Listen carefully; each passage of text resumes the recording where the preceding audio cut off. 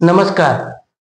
जर तुम्ही स्त्री असाल आणि हा जर व्हिडिओ बघत असाल, तुम्ही मुंबई, ठाणे, रायगडमध्ये कुठेही असाल आणि जर तुमचा कोणी अत्याचार किंवा छळ करण्याचा प्रयत्न करत असेल, तर तुम्ही 103 या क्रमांकावर फोन करून तातडीची मदत तुम्ही मागू शकतात.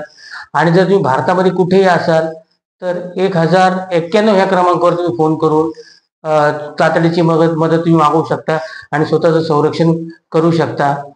तर जर तुम्ही स्त्रिया जागरूक झाल्यात आणि आपल्या हक्काचं संरक्षण करणार असाल, तर मी तुमचा मित्र ॲडव्होकेट मनीष रणशूर, तुमचा लीगल आणि बिझनेस कोच, प्लॅन इंडिया अधिकृत चॅनलमध्ये मी तुमचं हार्दिक स्वागत करतो.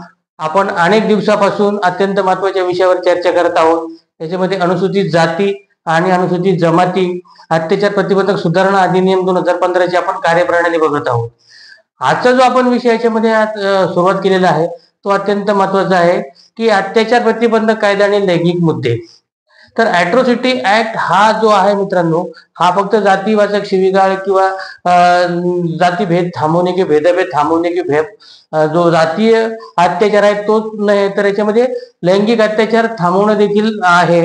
आणि याच्यामध्ये असं आहे की नुसतं यांच्या जातीय हक्कांचे संरक्षण करणे नाही, म्हणजे ॲट्रॉसिटी ऍक्ट मध्ये नुसतं जातीय हक्कांचे संरक्षण करणे नाही, तर त्यांच्या लैंगिक अधिकारांचा सन्मान करणं देखील महत्वाचं याच्यामधलं एक उद्दिष्ट आपण सांगू शकतो या कायद्याचं.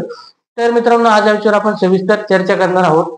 याच्यामध्ये जे महत्वाचे कायद्याच्या तरतुदी केलेल्या आहेत मी ते तुम्हाला सांगतो. याच्यामध्ये कलम 3(1)W असं सांगतो की जर कोणी अनुसूचित जाती आणि अनुसूचित जमातीच्या स्त्रीवर लैंगिक अत्याचार करण्याचा प्रयत्न केला, तिला छळले किंवा तिच्यावर बलात्कार केला, तर हा गंभीर स्वरूपाचा गुन्हा मानला जातो आणि त्यासाठी कठोर कारावासाची शिक्षा आहे मित्रांनो.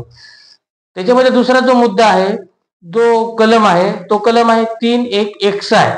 याच्यामध्ये अनुसूचित जाती किंवा अनुसूचित जमातीच्या स्त्रीला तिच्या इच्छेविरुद्ध शारीरिक संबंधात बळजबरीने सहभागी केले अथवा अश्लील टिप्पण्या करणे यावर कठोर बंदी आहे. म्हणजे एखादी SC/ST ची स्त्री आहे, तिच्या इच्छेविरुद्ध तुम्ही जर समजा तिला एखाद्या शारीरिक संबंधाच्या गोष्टीमध्ये तिला बळजबरीने ओढला असेल किंवा तुम्ही तिला भाग पाडला असेल, तिला धमकवला असेल, तिच्यावर फोर्स केला असेल ते शारीरिक संबंध ठेवण्यासाठी, तर मित्र हा गुन्हा आहे आणि हा कठोर स्वरूपाचा गुन्हा आहे. दुसरं असं होतं की आपण बऱ्याचदा ज्या स्त्रिया असतात त्यांच्यावर अश्लील टोमणे आणि टिप्पण्या करत असतो, तर हे करणं देखील अत्यंत गंभीर स्वरूपाचा गुन्हा आहे. हे आपण समजून घेतलं पाहिजे. कुठल्याही SC/STच्या स्त्रीला जी तिच्यावर लैंगिक पद्धतीने कुठल्या प्रकारच्या टिप्पण्या करणं हा देखील गंभीर स्वरूपाचा गुन्हा आहे. आणि तिसरा जो याच्यामधला कलम आहे तो आहे कलम 3(2)V. कोणत्याही SC/ST स्त्रीवर बलात्कार केला, अपमान किंवा अपमानासारखं कृत्य करण्यासाठी संबंधित व्यक्तीला कठोर शिक्षा दिली जाऊ शकते. त्यामध्ये आयुष्यभराच्या कारावासाची शिक्षा देखील आहे, त्याची तरतूद देखील केलेली आहे. म्हणजे एखादी स्त्री ही जर समजा SC/ST ची आहे, तिच्यावर बलात्कार केला, तुम्हाला लाईफ इम्प्रिझनमेंट लागणार. किंवा तिथे तुम्ही अपमान करणे किंवा अपमानित सारखं कृत्य करणं. आता बऱ्याचदा असं होतं की बऱ्याच अशा गोष्टी असतात की ते स्त्रीला लज्जा उत्पन्न होईल अशा गोष्टी माणसं मुद्दाम करतात. म्हणजे तिच्याकडे बघून अश्लील हावभाव करणे किंवा आपल्या शरीराच्या वेगवेगळ्या ठिकाणी हात लावणे किंवा हातवारे करणे. तर ह्या अशा गोष्टीमुळे काय होतं की स्त्रियांना लज्जा उत्पन्न होते आणि जर ती SC/ST समाजाची स्त्री असेल तर ती तुमच्यावर ह्या कायद्यान्वये तुमच्यावर ॲट्रॉसिटीचा गुन्हा नोंदवू शकते. याची तुम्ही खबरदारी घ्यायला पाहिजे, याची तुम्ही काळजी घ्यायला पाहिजे. तिसरा महत्वाचा याच्यामधला जो मुद्दा आहे मित्रांनो, की हे ज्या अशा ज्या स्त्रिया आहेत, तर अशा स्त्रियांना त्यांच्यासाठी जे काही न्यायाचे जे मार्ग आहे, संरक्षणाचे मार्ग आहे, या कायद्याने खूप सुलभ करून ठेवलेले आहेत. याच्यामध्ये प्रामुख्याने काय की तक्रारीची नोंदणीची सोय जी आहे ती नजीकच्या पोलीस स्टेशन मध्ये केलेली आहे. म्हणजे कुठली तक्रार अशा असेल तर ती नजीकच्या पोलीस स्टेशन मध्ये तुम्ही गेलात तर तिथे तुम्ही ही तक्रार करू शकता. जर तुमच्यावर कोणी लैंगिक अत्याचार करत असेल तर त्यासाठी तुम्हाला एक विशेष अधिकारी तिथे नियुक्त केला जातो आणि मग त्याच्यामार्फत तुमची तक्रार तिथे घेतली जाते. दुसरा याच्यामधला जो मुद्दा आहे मित्रांनो, तो जलद तपासणी आणि सुनावणी.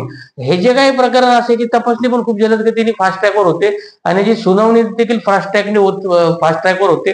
कारण तुम्हाला माहिती आहे, आपण मागच्या काही भागांमध्ये बघितलंय की याच्यासाठी विशेष न्यायालयांची तरतूद केलेली आहे, विशेष न्यायालय स्थापन केलेली आहे. आणि तिसरं, आर्थिक मदत आणि पुनर्वसन देखील अशा स्त्रियांना मिळते.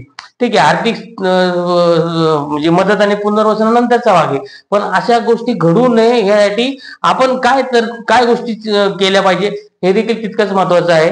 याच्यामध्ये सामाजिक जागृती आणि शिक्षणाची अत्यंत गरज आहे. बऱ्याचदा असं होतं मित्रांनो की एखाद्या अनुसूचित जातीमध्ये ज्या विद्यार्थ्यांना असतात त्या कॉलेजमध्ये शिकत असतात, त्यांना त्यांच्या काही हक्कांची काय कुठल्या प्रकारची जाणीव झालेली नसते. तर त्यांना त्यांच्या हक्कांची त्यांचे जे हक्क आहे त्याची जाणीव त्यांच्या शाळा महाविद्यालयामध्ये करून देणं गरजेचं आहे, की जे त्याच्यामुळे त्यांना आपल्याला लैंगिक अत्याचार होतो हे त्यांना समजेल आणि त्याच्यावर ते कारवाई करू शकतील आणि त्याच्यावर ते अशा प्रकारचे प्रतिरोधक निर्माण करू शकतील. तर हे एक महत्वाचा मुद्दा आहे.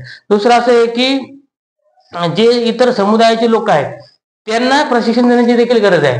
कारण बरेच लोकांना असं वाटतं की हा आपला हक्क आहे, म्हणजे ज्या SC/ST स्त्री आहे त्यांची मजाक मस्करी करणे किंवा त्यांच्यावर लैंगिक अत्याचार करणे हा आपला अधिकार आहे, आपला हक्क आहे, असं बऱ्याच लोकांची ती एक समजूत आहे, तशी एक मानसिकता आहे. तर अशा लोकांचं प्रशिक्षण सत्र भरवणं देखील अत्यंत महत्वाचं आणि गरजेचं आहे. आणि तिसरा जो याच्यामधला अगदी प्रभावी माध्यम आहे ते म्हणजे मीडिया आणि सोशल मीडियाच्या माध्यमातून देखील याची आपण जनजागृती करू शकतो. मित्रांनो, असं होतं की आपण बरेच आपले रील्स बघत असतो की बऱ्याच फालतू गोष्टी आपण आपल्या सोशल मीडियाच्या मधून एक दुसऱ्यांना पाठवत असतो. तर असं तर करता मी ज्या प्रकारचे व्हिडिओ बनवतो, तुम्ही हे व्हिडिओ तुम्ही जास्तीत जास्त समाजामध्ये पोहोचवलं तर त्याच्यामधून मोठी जनजागृती होऊ शकते. तर मला नक्की खात्री आहे आजचा जो व्हिडिओ तुम्हाला आवडला असेल आणि तुम्ही हा नक्कीच तुमच्या नजीकच्या मित्रांना शेअर कराल. जर तुम्हाला काही याच्यामध्ये प्रश्न असतील तर तुम्ही कमेंटमध्ये ते प्रश्न नक्की मांडाल आणि माझ्या चॅनलला सबस्क्राईब कराल याची मला खात्री आहे. तोपर्यंत आज इथेच थांबतो. जय भारत, जय संविधान, जागे रहा.